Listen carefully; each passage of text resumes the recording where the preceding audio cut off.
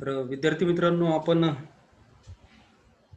मागच्या लेक्चरमध्ये कार्ल पियर्सनचा सहसंबंध गुणांक आणि संभाव्य दोष काय असतात या अनुषंगाने माहिती पाहिली. आज आपण काय करणार आहोत की या सहसंबंध गुणांकाचा दुसरा जो प्रकार पडते, ज्याला आपण म्हणलो की असे सहसंबंधाचे काय प्रकार पडतात आणि त्या वेगवेगळ्या प्रकारांचा अभ्यास आपण पहिल्यांदाच थेअरीमध्ये केला. त्यामध्ये असं आपण पाहिलं की सहसंबंधाचे प्रामुख्यानं 3 प्रकार पडतात. पहिला प्रकार आपण असा पाहिला की ज्याला आपण साधा सहसंबंध असं म्हणतो, आणि दुसरा प्रकार पाहिला होता आंशिक सहसंबंध, आणि तिसरा पाहिला होता बहुचल सहसंबंध. आता या अनुषंगाने आपल्याला पुढील माहिती पाहायची. आज आपण पाहणार आहोत की तो वेगवेगळ्या प्रकारांच्या सहसंबंधाचं विश्लेषण कसं करायचं. आता साधा सहसंबंध पाहिला आपण. सहसंबंधाचे 3 प्रकार मी तुम्हाला अगोदरच सांगितले होते. एक सिंपल कोरिलेशन, ज्याला आपण साधा सहसंबंध म्हणतो, ज्याला आपण दुसरं नाव कार्ल पियर्सन यांचा सहसंबंध गुणांक असं म्हणतो. यामध्ये आपण 2 प्रकारचे गणित पाहिले. एक पाहिलं आपण की कार्ल पियर्सनचा सहसंबंध गुणांक काढायचा, आणि दुसरं पाहिलं गणित त्यामध्ये की कार्ल पियर्सन यांचा सहसंबंध गुणांक आणि याचबरोबर त्या सहसंबंध गुणांकाच्या आधारे संभाव्य दोष काढायचा, प्रोबॅबल एरर, आणि ती प्रोबॅबल एरर काढून त्या आधारे आपल्याला काय करायचे, सहसंबंधाविषयी भाष्य करायचं पाहिलं. दुसरा प्रकार असतो सहसंबंधाचा आंशिक सहसंबंध, ज्याला आपण पार्शल कोरिलेशन असं म्हणतो, आणि मग हे पार्शल कोरिलेशन आपण पाहणार आहोत. आणि तिसरा प्रकार बहुचल सहसंबंध. आता या 3 प्रकारापैकी एका प्रकारचं गणित 20 मार्कासाठी परीक्षेला असतं, आणि आता जर ऑब्जेक्टिव्ह टाईपचे प्रश्न आले तर प्रत्येक याच्यावर मग 4 ऑब्जेक्टिव्ह टाईपचे प्रश्न किंवा 5 प्रश्न असतील.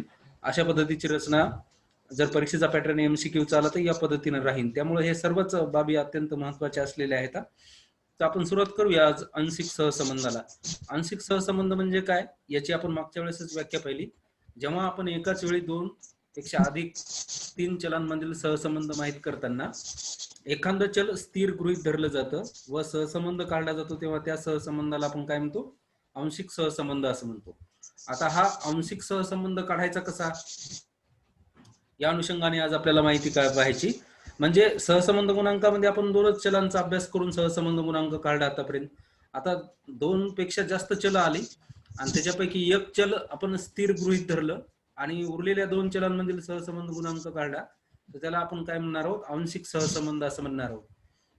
आता हे सहसंबंध नेमके काढले कसे जातात, तर त्यांनी आज सांगितले की समजा तुमच्याकडे 3 चल आहेत की नाही, ते असे आहेत x1 x2 x3, ही 3 चले आहेत. तेव्हा त्यांचे साधे सहसंबंध गुणांक R12 R13 R23 अशा प्रकारचे तयार होतील. मग असे तयार होऊन यावरून प्रत्येक वेळी एक चल स्थिर गृहीत धरून सहसंबंध काढला असता R12.3 R13.2 R23.1 असे 3 आंशिक सहसंबंध गुणांक तयार होतात. यांचे अर्थ काय होतात मग, तर त्यांनी असं सांगितले की यांचे अर्थ होतात, याचा जर अर्थ पाहिला आपण R12.13 म्हणजे काय अर्थ होतो याचा, याच्यापैकी कोणतं चल स्थिर आहे आणि कोणत्या 2 चलामधील सहसंबंध काढायला होतं. त्यांनी असं सांगितलं की R12.3 याचा अर्थ असा होते की x3 हे चल स्थिर गृहीत धरता x1 आणि x2 या चलातील आंशिक सहसंबंध गुणांक, म्हणजे डॉट नंतरचं जे व्हेरिएबल आले त्याला आपण इथं काय करायलो, स्थिर गृहीत धरायलो. 3 चल येते x1 x2 x3. जेव्हा आपण R12.3 असा अभ्यास करतो तेव्हा याचा अर्थ डॉट नंतरचं जे व्हेरिएबल आहे ते किती नंबरचं आहे, 3ऱ्या नंबरचं. x3 हे चल स्थिर गृहीत धरता x1 आणि x2 या चलातील आंशिक सहसंबंध गुणांक. पुढे पाहू आपण आता R13.2. आता मागच्या धर्तीवर आपल्याला कसं सांगता येईल, इथं मग आता काय म्हणता येईल आपल्याला, इथे आपल्याला असं म्हणता येतं की x2 हे चल, राईट बरोबर आहे, x2 हे चल स्थिर गृहीत धरता x1 आणि x3 या चलामधील आंशिक सहसंबंध गुणांक. याच आधारे आता तिसरा पार्शल कोरिलेशन कसं काढणार आपण R23.1 चं, त्यावेळेस आपण काय म्हणणार, मग आता आपण असं म्हणणार आहोत इथे, आता कोणतं चल स्थिर गृहीत धरता, x1 हे चल स्थिर गृहीत धरता x2 आणि x3 या चलामधील आंशिक सहसंबंध गुणांक. आता इतका सोपा अर्थ आहे या कोरिलेशनचा. परंतु हे कोरिलेशन कार्ल पियर्सनच्या कोरिलेशन पेक्षा वेगळं आहे. पार्शियल कोरिलेशन आहे. तर 3 व्हेरिएबलचा आपण अभ्यास करालो. प्रत्येक वेळी एका चलाला स्थिर गृहीत धरायलो. डॉट नंतर जे चल येणार आहेत ते स्थिर गृहीत धरल्या जाणार आहे आणि बाकीच्या दोघांचा सहसंबंध काढला जाणार आहे. याला आपण पार्शियल कोरिलेशन असं म्हणणार आहोत. या तिघांच्या पण आपण व्यवस्थित डेफिनेशन इथं करून ठेवलेले आहेत की याला कसं उच्चार करायचा, त्याचं इंटरप्रिटेशन कसं करायचं ते. आता या आधारे काय केलं जाते बघा की आपण एखादं उदाहरण घेऊन पार्शियल कोरिलेशन कसा काढायचा ते पाहत असतो. आपल्याला समजा एक उदाहरण दिले किंवा माहिती दिली आपल्याला, खालील माहितीच्या आधारे आंशिक सहसंबंध काढा. Find the partial correlation from following data. पाहिला आपण तर डेटा कसा दिला, if R12 is equal to 0.7, R13 is equal to 0.5 and R23 is equal to 0.85. Then find R12.3, R13.2, R23.1 असे आपल्याला पार्शियल कोरिलेशन कोएफिशियंट काढायचे आहेत आपल्याला. मग आता हे पार्शियल कोरिलेशन कोएफिशियंट काढायचे कसे, आता कोण कोण काढायचे आहेत आपल्याला, R12.3 काढायचा आहे, R13.2 काढायचा आहे, R23.1 काढायचा आहे. ते कसे काढायचे, याचे काही फॉर्म्युले आहेत आपल्याला. प्रत्येकाचा एक एक फॉर्म्युला बघणार, ते गणित सोडवणार आपण आणि त्या आधारे मग पुढे जाणार आहोत. पहिल्या आन्सर पाहूया आपण. R12.3 हे कसं सोडवलं जातं, तर ही सोडवायची एक मेथड आहे. कोणती मेथड आहे ती,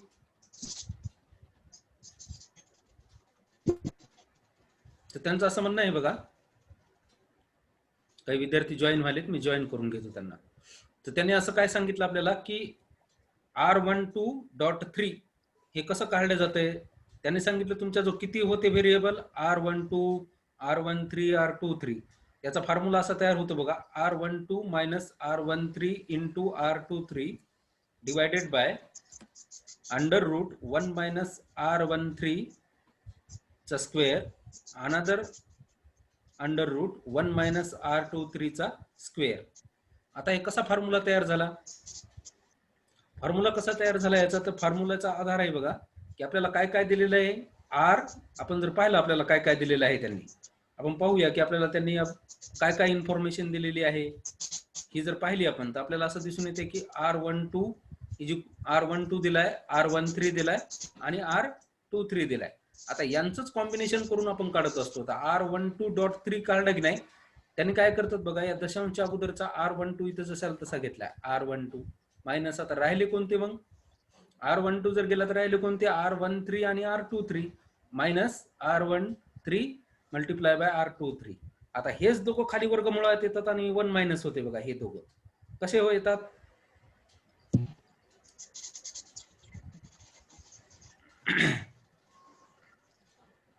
हे जर पाहिले मी तुम्हाला हायलाइटरनं दाखवलं. आता पहा की आपल्याला काय दिलं होतं, R12, R13, R23 असे 3 सहसंबंध गुणांक दिले. तर आता याच्या आधारे आपल्याला काय करायचं, partial correlation coefficient between 1 and 2.3 काढायचा आहे. R12.3 म्हणजे काय, partial correlation coefficient between 1 and 2 when 3 is constant. असं लॉंग रूट मध्ये आपण याचं वाचन करत असतो. मग आता हा काढायचा कसा, तर त्यांनी सांगितलं की काय आहे, तर या डॉटच्या अगोदरचं जे व्हेरिएबल आहे ते जशाल तसं इथं लिहिलं आपण, R12. डॉटच्या अगोदर 1 2 होते राईट, ते जशाल तसे घेतले R12 मायनस राहिले काय शिल्लक, मग आता 1 2 निघून गेल्यानंतर हा जर निघून गेला तर राहिला काय R1323 minus R1323 whole divided by under root. आता हे जे R13 आहे तेच जशाल तसा घ्यायचा खाली, 1 मायनस R13 पण त्याचा वर्ग, आणि दुसऱ्या वर्गमुळामध्ये काय करायचं, R23 1 मायनस R23 चा वर्ग, जशाल तसे घेतलेत बघा. आणि या पद्धतीने मग आपण काय करत असतो, आता माहिती काढत असतो.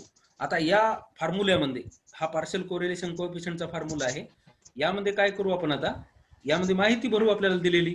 काय माहिती दिलेली आहे, R12 किती आहे आपला बघा 0.7, तो जसा तसा लिहिला आपण या ठिकाणी, R12 बरोबर 0.7, मायनसला मायनसचं साइन. त्यानंतर R13 आहे, R13 किती होता आपला 0.5, ते जशाला तशा इथं लिहिले आपण कंसामध्ये. दोघांच्या मधामध्ये काही चिन्ह नाही, याचा अर्थ गुणाकाराचं चिन्ह असतं, म्हणून मल्टिप्लाय बाय R23. R23 चा अर्थ काय होतो 0.85, 0.85 हे इथं होते बघा R23, जशाला तसे लिहिले. आता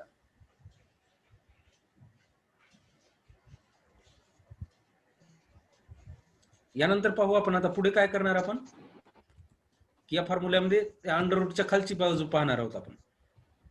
hole divided by under root 1 minus R13 किती आपला 0.5, जो जसा तसा ठेवला आणि त्याचा वर्ग केला, म्हणून 1 मायनस 0.5 स्क्वेअर. अनादर अंडर रूट 1 मायनस R23 चा वर्ग आहे. आता R23 किती होता आपला 0.85, म्हणून 1 मायनस इन ब्रॅकेट 0.85 चा स्क्वेअर. काय केलं बरं आपण इथे, आपण जशाला तशी माहिती भरली आहे इथे, की वरी फॉर्म्युला जो आहे आपला, त्या फॉर्म्युल्यामध्ये जशाला तशी माहिती आपण भरलेली आहे. पुढे आता ही प्रक्रिया आपण सोडून घेणार आहोत. कशी सोडवायलो आपण प्रक्रिया, तर या दोघांचा पहिल्यांदा गुणाकार करून घेणार आपण. हे 0.7 ला 7 जशाला तसे राहतील, या दोघांचा गुणाकार करून घेणार आपण. 8 पंचे 40 आणि पहिल्या स्वरूपाचा वजा 25 होईल, नंतर 8 पंचे 40, आणि या पद्धतीने हे जर मल्टिप्लिकेशन सोडून घेतलं आपण, 0.5 मल्टिप्लाय बाय 0.85, 0.5 मल्टिप्लाय बाय 0.85, हे जर सोडवलं आपण तर काय येतं, त्याचं उत्तर येतं 0.425. म्हणून 0.7 ला 7 जशाला तसे मायनस 0.425 डिवायडेड बाय, आता डिवायडेड बाय काय, की आपण ते वर्ग केला, कशाचा वर्ग केला, मागे जे आपल्याला दिले होते बघा, मागे जाऊन पाहू आपण. 0.5, हा 0.5 चा जर वर्ग केला तर तो 0.5 चा वर्ग किती येतोय, 0.25 येतो. आणि या 0.885 चा एक वर्ग करायचा आपल्याला. आता हे वर्ग जर केले आपण, आपल्याला काय वर्ग प्राप्त होतो बघा, 0.5 चा वर्ग झाला 0.25, म्हणून अंडर रूट 1 मायनस 0.25. आता यानंतर आपण काय करणार होतो, 0.25 चा वर्ग करायचा आहे, 0.85 चा वर्ग, 1 मायनस 0.85 होते बघा मागं, त्याचा जर वर्ग केला तो किती होतो, 0.72 असा होतो. आणि हा वर्ग करून घेतला तो जसा तसा लिहिला. पुढची स्टेप करूया आपण आता. आता या 0.7 मायनस 0.425 जर केले आपण तर काय उत्तर येतं, 0.27 येतं. 0.7 मधून 0.4 जर गेले, 4 5 6 7, तर 0.27 असं उत्तर आपल्याला मिळतं. आता एक मधून जर, आता इथे पहा, या एक मधून जर हे 0.25 गेले, 1 मायनस 0.25, तर आन्सर किती येतं, 0.75. याच पद्धतीने आता 1 मायनस 0.72, तर एक मधून हे 0.72 गेले तर काय उत्तर येतं, 0.28. याच पद्धतीने आता पुढे काढणार आहोत आपण. 0.27 ला 27 अंशस्थानी जशाला तसे, छेदस्थानी आता वर्गमूळ काढायचा. 0.75 चं वर्गमूळ किती येतं, तर 0.87 इतकं येतं. हा 87 येतं. आणि 0.28 चं जर वर्गमूळ काढलं आपण, आता 0.28 चं वर्गमूळ काढून बघा तुम्ही, किती येतंय वर्गमूळ, 0.52. 0.52 आणि पुढे 7 1 येतं, त्यामुळे त्याला आपण कन्वर्ट करत असतो 5 3 मध्ये. दशांश नंतर 2 स्थळ घ्यायचे आपल्याला. पुढचा तिसरा जर 5 असेल तर अलीकडच्याला 1 न कन्वर्ट करायचं, म्हणजे 0.52 7 काहीतरी समथिंग येतं, तर त्याला आपण 3 मध्ये 2 च्या ऐवजी 3 केलं असो. आता हे सोडून घेऊया, अंशस्थानी 0.27 ला 27 जशाला तसे. आता हे छेदस्थानी जे होते 0.87 गुणिले 0.53, या दोघांचा जर गुणाकार केला आपण तर काय गुणाकार येतो हा, तर हा गुणाकार येतोय आपला 0.46. तर आता यांचा भागाकार करून सोडून घ्यायचा आपण पुढच्या स्टेपला. 0.27 जे आहे तर भागिले 0.46, यांचं जर मल्टिप्लिकेशन, यांचा जर डिवायडेशन करून घेतलं आपण, भागाकार करून घेतला, तो भागाकार काय प्राप्त होतो आपल्याला, तर तो होतो आपल्याला 0.58 इतका प्राप्त होते. 5 7 समथिंग काहीतरी येते, तर ते पुढच्याला आपण कन्वर्ट केलं 8 मध्ये, म्हणून 0.58 येतो. 0.5 पर्यंत आला तरी आन्सर तुमचं करेक्ट आहे बघा. तर या पद्धतीनं काय केलं आपण, पहिला पार्शियल कोरिलेशन कोएफिशियंट काढला when x3 variable is constant, आहे की नाही. Correlation coefficient between 1 and 2 when x3 variable is constant, आहे की नाही.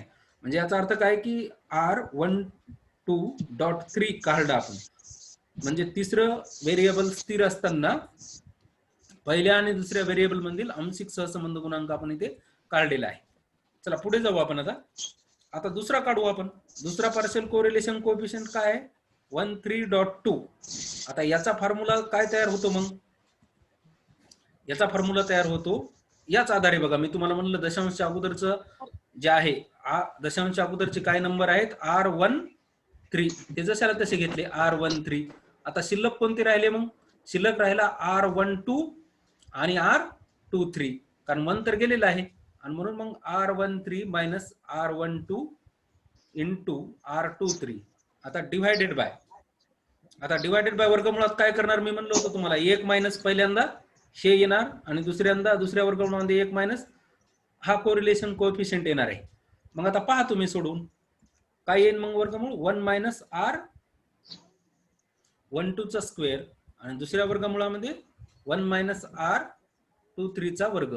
या पद्धतीनं आपल्याला हा फॉर्म्युला प्राप्त होतो R13.2 चा. आता या फॉर्म्युल्यामध्ये आपण काय करणार आहोत, माहिती भरणार आहोत. कशी माहिती भरायची मग? तर आपल्याजवळ माहिती आहे बघा, आपण अगोदरच लिहून घेतलं होतं की R13 किती आहे आपला, R23 किती आहे की नाही, आणि R12 किती आहे, या सगळ्याच बाबीची माहिती आपण लिहून घेतली. आता R13 चं मूल्य काय आहे आपल्या, पहा बरं जाऊन. तर R13 चं मूल्य आहे 0.5, म्हणून R13 0.5 लिहिलं, मायनसला मायनसचं साईन, कंस ठेवला इथं आपण, कारण गुणाकार करायचा आहे. R12 चं व्हॅल्यू आहे 0.7, म्हणून 0.7 लिहिले आपण. गुणाकाराचं चिन्ह या दोन्हीच्या मधात काही नाही, याचा अर्थ गुणाकार आहे. आणि R23 चं मूल्य काय होतं आपल्याला प्रश्नात दिलेलं होतं बघा, पहिल्या आन्सर तर हे होतं 0.85, कंस बंद करून घेतला. डिवायडेड बाय काय आहे बरं, वर्गमुळामध्ये 1 मायनस R12 चा वर्ग. आता इथं R12 आहे, इथं पण लिहिलंय R12, याचाच वर्ग करणार आहोत आपण वर्गमुळामध्ये. आणि हे पहा इथं 1 मायनस R23, हे बघा हे 23 किती आहे 0.85. इतकं सोपं गणित आहे बघा. इथल्या इथंच आपल्या चुका देखील आपल्याला तपासता येतात की आपण बरोबर करत आहोत की नाही, कारण इथल्या इथंच हे वजाबाकीमध्ये जाणार आहेत 1च्या, आणि हे दुसऱ्या वर्गमुळाच्या वजाबाकीमध्ये जाणार आहेत. पहा कसे जातात. म्हणून बघा, under root whole divided by under root 1 minus in bracket 0.7 bracket close ब्रॅकेटचा square, another under root 1 minus in bracket 0.85 bracket close ब्रॅकेटचा स्क्वेअर. हे कसं केलं आपण, ते 1 मायनस R12 होतं त्याचं मूल्य भरलं, आणि इथं 1 मायनस R23 चा वर्ग होता त्याचं मूल्य भरलं. आता ही गणिती प्रक्रिया आपण आता कॅल्क्युलेटरच्या मदतीने सोडवणार आहोत. आता अंशस्थानी काय येतील मग, 0.5 जशाला तसे, आणि या दोघांचा गुणाकार करून घेतला 0.7 मल्टिप्लाय बाय 0.85, 7 8 56 होतील, आणि परत त्याच्या समथिंग अबाउट जवळ असलेली रक्कम म्हणजे काय झाली मग तू, तर ते होतात आपले किती 0.6, 0.5 मायनस 0.6 होल डिवायडेड बाय. आता या 0.7 चा वर्ग केला आपण तर 0. किती येतो तो 4.9 इतका येतो. 7 चा वर्ग 49, दशांशला दशांश जसाल तसा, म्हणून 1 मायनस 0.49 आहे की नाही. यानंतर आपण दुसरं वर्गमूळ काढूया. 0.85 चा वर्ग होतो 0.72, म्हणून 1 मायनस 0.72 लिहिला आपण 72. पुढे परत ती गणितीय प्रक्रिया सोडवणार आहोत आपण. आता वरची वजाबाकी करून घेऊ आपण. 0.5 मधून 0.6 गेले. आता या 0.5 पेक्षा 0.6 1 न मोठे होते, म्हणून वजाबाकी होणार त्यांची 1, परंतु चिन्ह कोणतं येणार, मायनस. हा, चिन्ह येणार मायनसचं. कशामुळं, कारण लहान संख्येतून आपण मोठी संख्या वजा करत आहोत म्हणून, आणि म्हणून मग चिन्ह आलं मायनसचं 0.1 डिवायडेड बाय. आता या 1 मधून 0.49 गेले तर वर्गमुळामध्ये किती उरतात बघा, ते उरतात 0.5 उरतात. आता या 1 मधून 0.72 जर काढले आपण तर ते उरतात 0.28 इतके. या पद्धतीने आपल्याला काय झालं, इतकी माहिती मिळाली. आता यांचा वर्गमूळ काढून घेणार आहोत आपण. ते पहिल्या आन्सर 0. जसं म्हणजे अंशस्थानी आपण मायनस 0.1 जशाला तसा ठेवला, आणि छेदस्थानाचं मूल्य काढायला सुरुवात केली आपण. काय काढणार आहेत मूल्य, तर त्याचं वर्गमूळ येतं 0.71. कशाचं वर्गमूळ आलं 0.71, तर आपल्या 0.5 चं. दोघांच्या मधामध्ये कशाचं चिन्ह नाही, वर्गमुळांच्या मधामध्ये कशाचं चिन्ह नाही, याचा अर्थ तिथं गुणाकार असतो बरं का.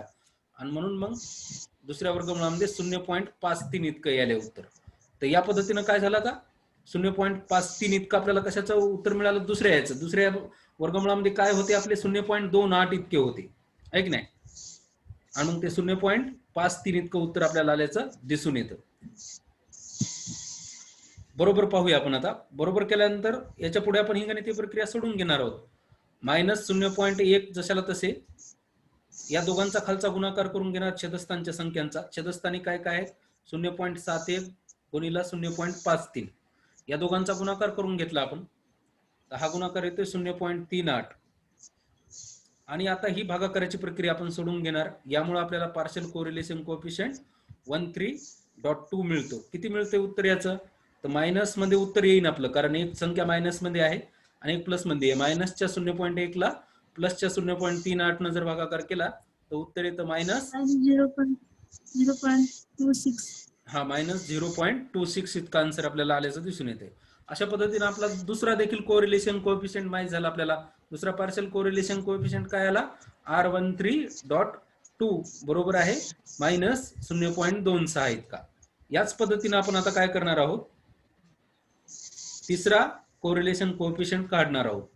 आता तिसरा कोरिलेशन कोएफिशियंट काय आहे आपला, तर तिसरा आहे R23.1 इतका. आता R23.1 याचा अर्थ काय, की partial correlation coefficient between 2 and 3 when 1 is constant.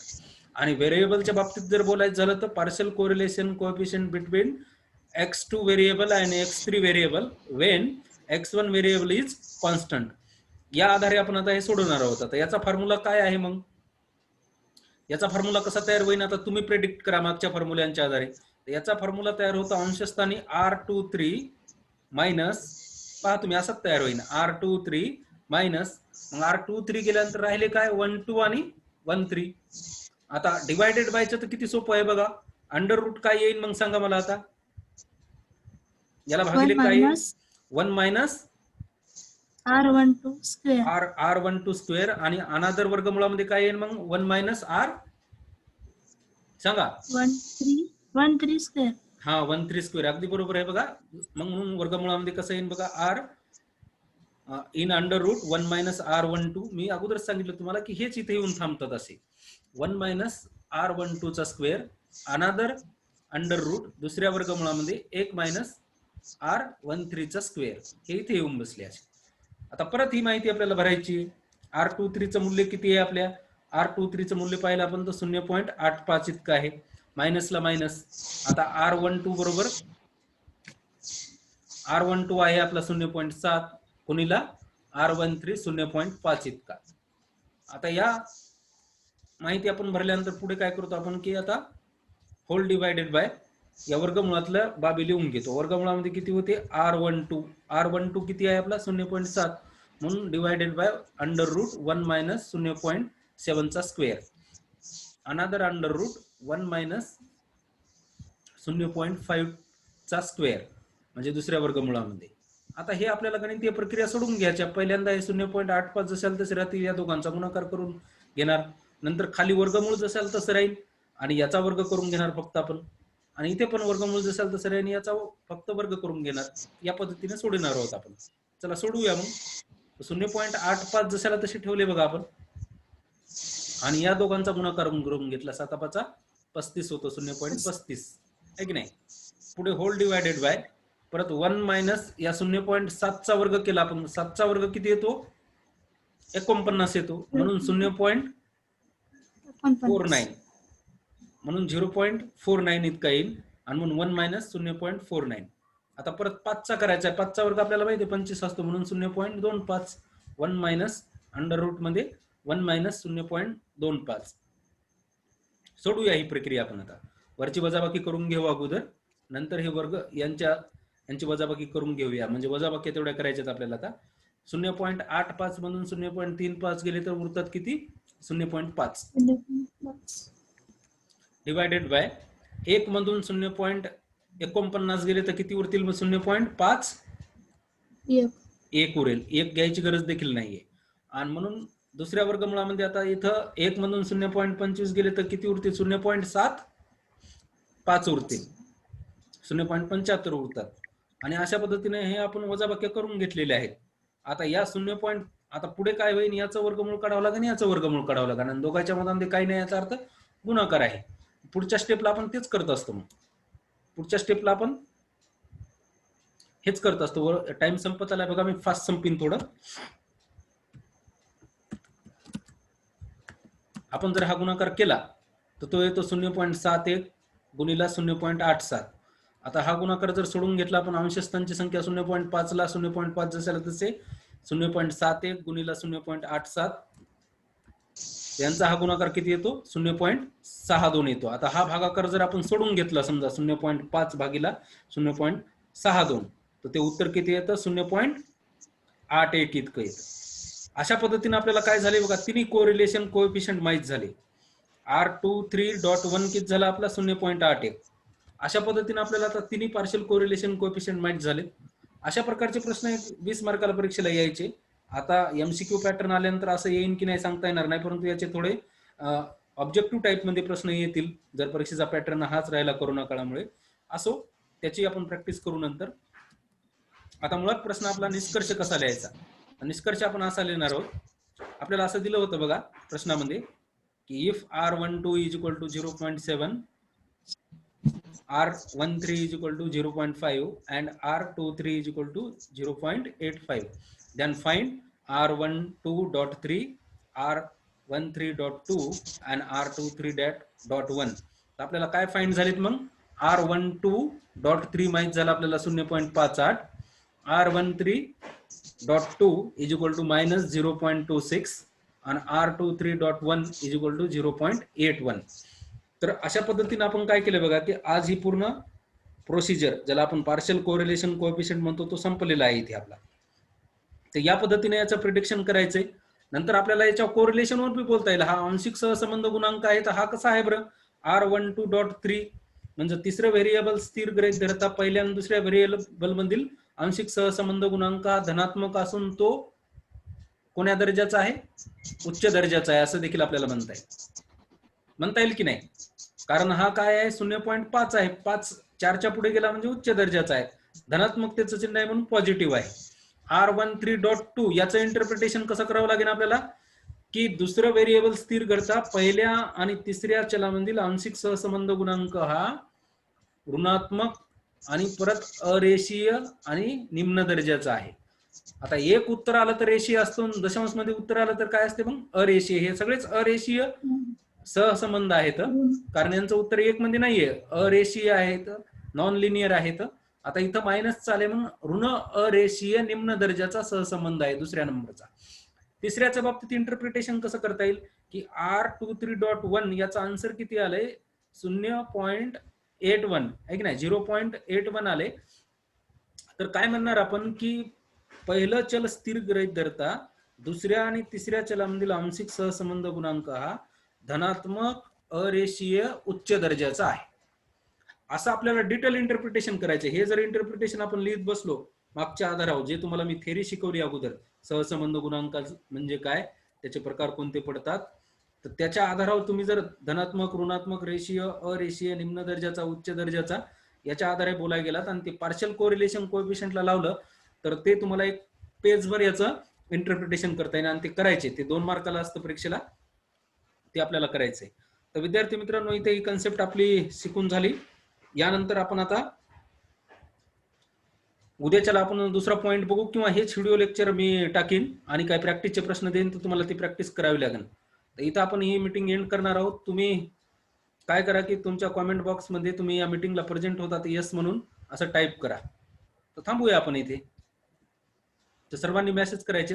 आज जी कन्सेप्ट शिकवली मी ती लक्षात आली की सर्वांच्या, का डोक्यावरून गेली? हो सर, आली सर.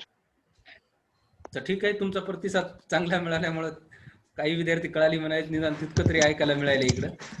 असो, हे गणितासारखे पेपर शिकवणं काय तितका सोपा खेळ नाही बाळांनो, बरं का. परंतु आपण ते शिकवायचं काम करायलो आणि याच्या पीपीटी तयार करणं पण तितका सोपा खेळ नाही, कारण याला 29 वेळेस आपल्याला अॅनिमेशन लावावं लागेल. कारण एका वेळेस आपल्याला इतक्या प्रक्रिया करायच्या, तर इतक्या वेळेस आपल्याला अॅनिमेशन लावावं लागतं. त्यामुळं हे काय तितका सोपी बाब नाही आहे. असो तरी पण शिकवावं तर लागतच असतं आपल्याला, आणि विद्यार्थ्यांना पण शिकवावंच लागणार आहे. तर आपली ही कन्सेप्ट इथं समजून झाली बघा. ओव्हरलुक मध्ये मी तुम्हाला फक्त एकदा दाखवतो काय काय पाहिलं आपण. सहसंबंधाचे प्रकार पाहिले, आंशिक सहसंबंधाचा अर्थ पाहिला आणि पार्शियल कोरिलेशन कोएफिशियंट कसं असतं ते देखील पाहिलं आपण. त्यानंतर पाहिलं आपण की हे पार्शियल कोरिलेशन कोएफिशियंट एक उदाहरण दिलं असतं कसं सोडवायचं. पहिले आन्सर R12.3 0.58 कसा आला, R13.2 जो होता तो मायनसचे 0.26 कसा आला आणि R23.1 हा कसा 0.81 आला. तर हे सगळं पाहिलं आपण डिटेल. तर इथे आपण ही मीटिंग एंड करूया आता. थांबूयात. थँक्यू. धन्यवाद.